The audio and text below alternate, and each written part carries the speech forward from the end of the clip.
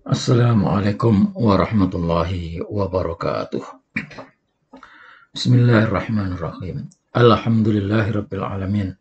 Allahumma shalli ala sayyidina Muhammad wa ala alihi wa sahbihi ajma'in. Amma ba'd. Saudara-saudaraku dimanapun saudara-saudara berada, doa saya semoga kita semuanya selalu dalam lindungan Allah Subhanahu wa ta'ala. Hari ini dan hari-hari ke depan kita dalam keadaan sehat walafiat. Semua yang kita kerjakan memperoleh hasil yang sebaik-baiknya, tentu mendapatkan pahala yang sebanyak-banyaknya. Amin Allahumma amin. Saudara-saudara sekalian yang saya hormati, Pondok Pesantren Al-Anwar mengeluarkan tulisan judulnya Takdim Nasab Bani Alawi. Sudah bisa dipastikan tulisan ini tujuannya adalah membela nasab Ba'alawi yang sudah rungkat. Berangkat dari penelitian Ki Haji Imaduddin Osman Al-Bantani bahwa para habib di Indonesia ini tidak terkonfirmasi, bahkan diragukan kesohihannya kalau nasabnya sampai kepada Rasulullah Shallallahu Alaihi Wasallam. Begitu derasnya arus, begitu gencarnya informasi tentang nasab Ba'alawi yang rungkat, maka beberapa pihak, utamanya kiai-kiai yang, mohon maaf saya sebutkan, sangat tawadhu dan sangat husnudzon, itu membela mati-matian para habib yang saat ini sudah hancur, sudah turun harganya. Nah, berangkat dari kehancuran itulah, karena mereka barangkali para ulama-ulama atau kiai-kiai itu mungkin pernah berhutang jasa, berhutang budi, maka membela dengan sebisa-bisanya. Tetapi menurut saya yang disampaikan itu hanya katanya, tidak ada bukti autentik. Ketika tidak bisa menghadirkan bukti autentik, maka framingnya adalah orang yang membicarakan batalnya nasab Ba'alawi dianggap memecah belah umat, dianggap tidak punya adab atau su'ul adab. Memang kita percaya 100% mereka-mereka ini adalah ahli kitab, dalam kutip ya, ahli kitab. Soalnya ahli kitab itu yang sudah terkenal adalah orang yang berpegang pada ajaran agama langit, misalnya Nasrani, itu kan disebut ahli kitab. Tapi ini ahli kitab maksudnya adalah santri-santri yang kitabnya segudang, kitabnya enggak tahu segitu banyaknya, pokoknya enggak terhitung lah. Tetapi hanya sebatas membaca, tidak pernah melogikakan apa yang tertulis di dalam kitab itu. Jadi karena hanya membaca dan tidak memakai logika, maka selalu yang dimunculkan adalah di kitab ini, di kitab ini, di kitab ini. Nah, saudara-saudara sekalian, takdim nasab Bani Alawi ini adalah bagian dari pembelaan dari Pondok Pesantren Al-Anwar yang dipimpin Kiai Haji Najih Maimun Zubair, membela Ba'alawi, mungkin karena sudah saking lengketnya bersahabat, berkawan, bersaudara dengan para habib. Dalam pembelaan yang ditulis dengan judul Takdim Nasab Bani Alawi itu ada 6 alasan. 1. Tidak ada bukti satupun ulama yang menyaratkan bukti sezaman untuk ketetapan nasab seseorang. 2. Melanjutkan manhaj taslim dari dan percaya pada para ulama. 3. Meyakini bahwa tidak disebut bukan berarti menafikan. 4. Meneladani sikap masyayikh dan ulama terdahulu. 5. Meragukan nasab Bani Alawi adalah sikap yang su'ul adab. 6. Tidak terjebak dalam upaya-upaya politis di balik isu ini semuanya. Coba saudara perhatikan. Adakah satu di antara 6 alasan tadi yang ilmiah? Tidak ada. Tidak ada yang ilmiah. Misalnya alasan pertama. Tidak ada bukti satupun ulama yang menyaratkan bukti sezaman untuk ketetapan nasab seseorang. Dia hanya melihat tidak ada seorang yang menyatakan. Mestinya logikanya harus berpikir. Tidak ada yang menyatakan, mensyaratkan bukti sezaman untuk ketetapan nasab seseorang. Kan? Boleh itu dipakai, tapi logikanya harus jalan.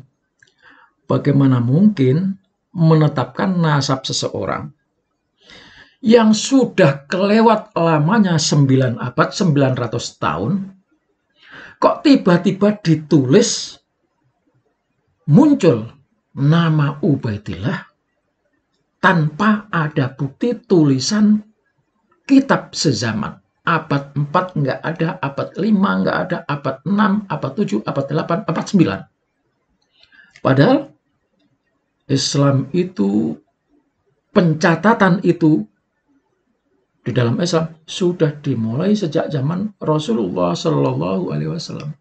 Hadis-hadis Rasulullah itu semuanya tercatat. Di samping tercatat, disampaikan secara generasi ke generasi. Dari sahabat ke tabi'in, dari tabi'in ke tabi'ut tabi'in, dan seterusnya. Ada catatannya semuanya. Nah, ini tidak ada catatan. Logikanya jalan dong. Bagaimana seseorang yang tidak pernah dicatat kok tiba-tiba di abad 9 muncul? Dengan alasan dalil, oh itu nggak bisa disanggah karena tidak ada bukti satu ulama yang menyatakan harus ada ketetapan tulisan sezaman.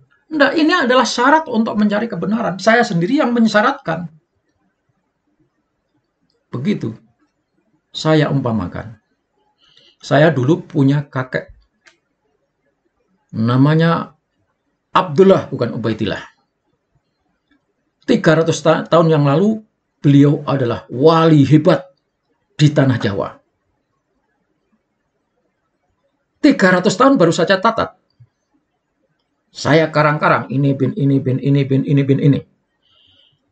Lalu tiba-tiba ada orang yang meragukan tentang catatan nasab saya. Maka orang yang meragukan itu juga harus meneliti. Kok bisa si yang ngomong di channel ini punya kakek 300 tahun yang lalu sebagai wali Allah? Itu buktinya apa? Dicari catatannya, catatan dari orang-orang yang hidup sezaman dengan kakek saya. Yang sesudahnya. Lah kok baru tahun 2023 baru dicatat. Nah, itu kan nggak masuk akal. Nah, jadi para ahli kitab yang saya sebutkan tadi, bolehlah Anda itu ahli kitab.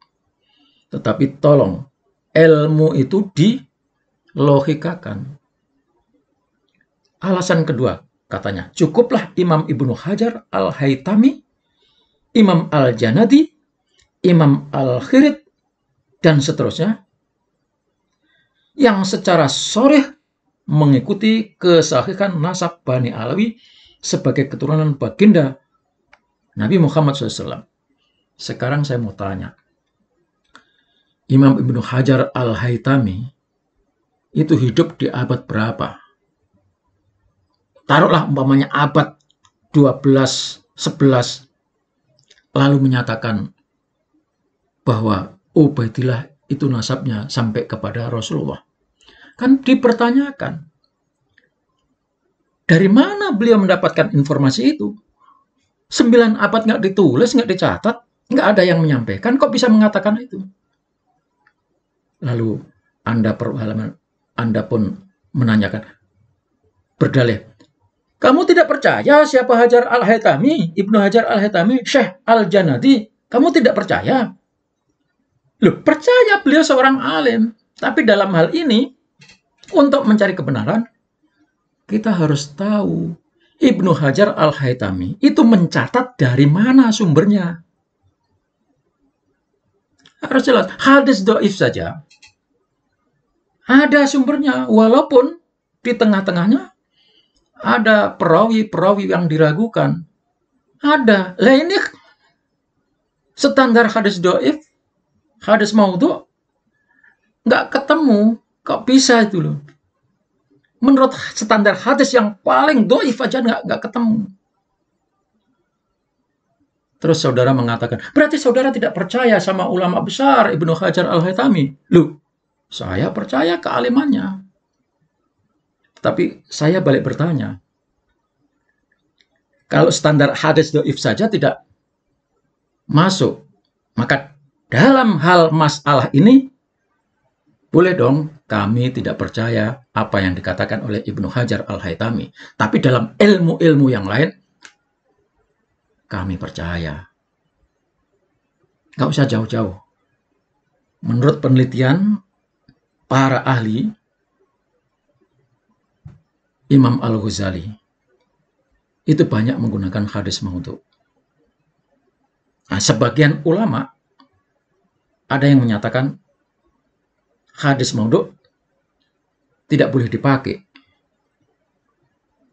Kan begitu? Apakah berarti saya meragukan orang yang tidak percaya hadis maudhu yang disampaikan oleh Imam Al-Ghazali itu terus tidak percaya total kepada Imam Al-Ghazali?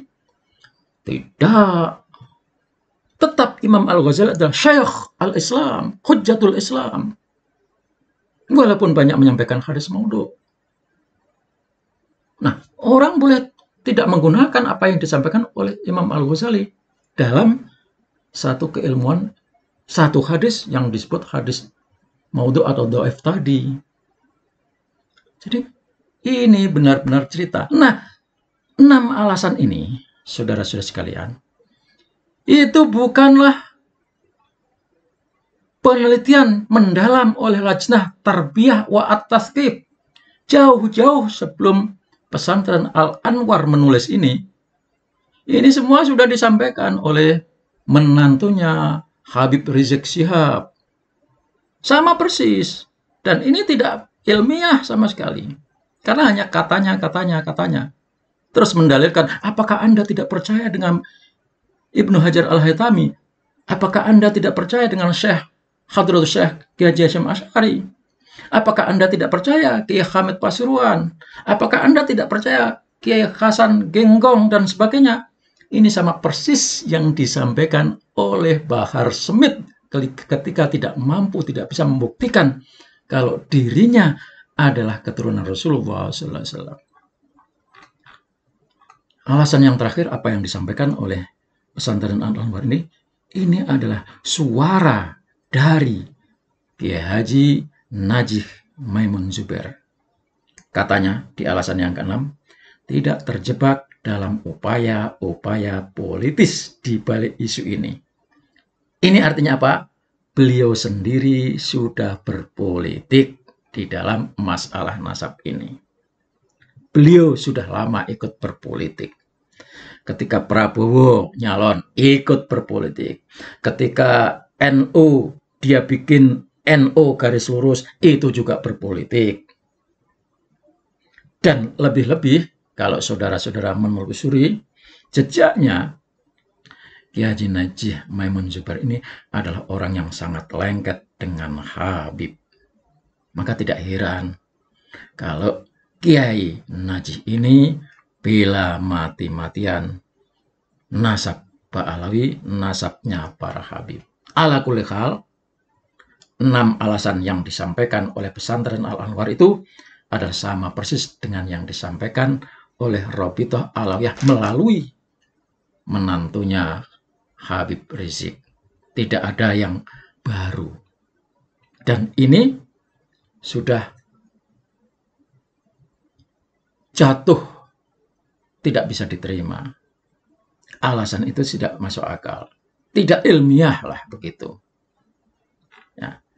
Nah, untuk tahu siapa sebetulnya Kiai Haji Najih Maimun Zubair, inilah video singkat bagaimana kelengketan beliau kepada para Habib, khususnya FPI. Dan saya menduga beliau adalah bagian dari salah seorang yang diminta untuk menjadi apa penasihat atau apa di dalam FPI waktu itu.